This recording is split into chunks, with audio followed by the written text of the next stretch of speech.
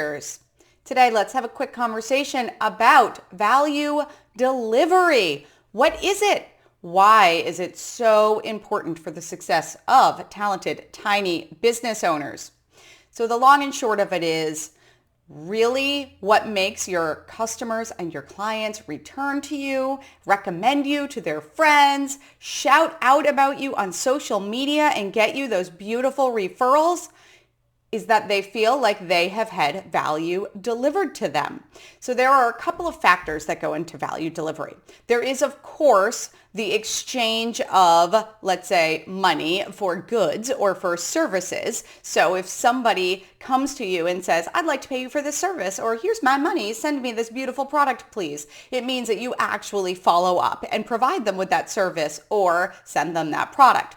The other, however, is a little trickier because that comes to the emotional. So basically it means that the person who is receiving the value or service that you've promised has some sort of idea in their head about how they're going to feel, what impact it will have on their life, what the benefits that you promised, if your marketing is doing well, of your product or service will mean to them. So a lot of the issues where you see reviews online where people are saying it didn't look the way it should have, I expected something different, it didn't change my life, I did not feel like this service had any impact on me like I expected, that basically means that the person who purchased the goods or services did not feel like value was delivered.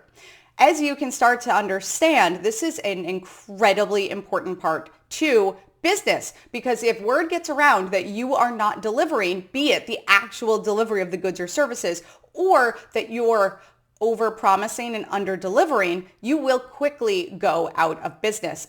And a lot of times, this is where people get really worried that your business is a scam or that you are a con artist. So I think you're starting to now understand the big picture of why value delivery is really important. In fact, I would say most talented tiny business owners are in the habit of being the person who is creating the service or the product and then selling that service or product. So much of our minds, our energy, so much of what we think is very important in business becomes very wrapped up in creating the best service or product possible, of creating the most unique, the most magical snowflake of product or service that everybody wants it because it's so awesome and because it's so different than what everybody is doing. But in truth, people are shopping from a business not because they have the most unique and perfect and best products ever, but because that business has a reputation for outstanding value delivery.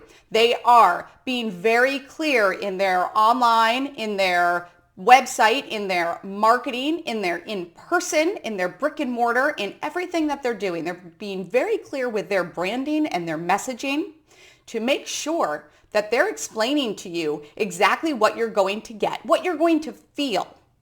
There is a difference of features versus benefits. In marketing, you say you need to let people know what the benefits of your products and services are. It basically means what emotionally they can expect to receive from it. So if you are absolutely over-promising and under-delivering, that's where, as I talked about in the beginning, that disappointment, those bad reviews all come into play. But if you are under-promising and over-delivering, people tend to be delighted. You, however, want to be a nice in the middle. You want to make sure that in your marketing and branding messages that you are representing yourself, your brand, your products, your services accurately. You want to be authentic. You want to make sure that on your website, when you have descriptions of your products and services, that you are making sure that you have testimonials, you have people that are giving social proof to what exactly you are selling. You want to be accurate with these, not inflated with these. You also want to be sure that if you are selling products, that you have plenty of photos, of videos, of descriptions, although nobody reads, of what you are going to provide. This is why so many people find that it's more useful to have a video on the front page of their website, because you can tell people, you can show people, you don't have to have them read things, which they tend to not do as much. But all of this is the first stage of the value delivery. You are making sure that your potential customers and clients are understanding what the value will be. And then the second part is actually delivering on that. It is making sure that if somebody reaches out to you, you are getting back to them in a quick and timely manner. It is making sure that you are shipping your products and delivering your services and that you are doing them quickly and consistently.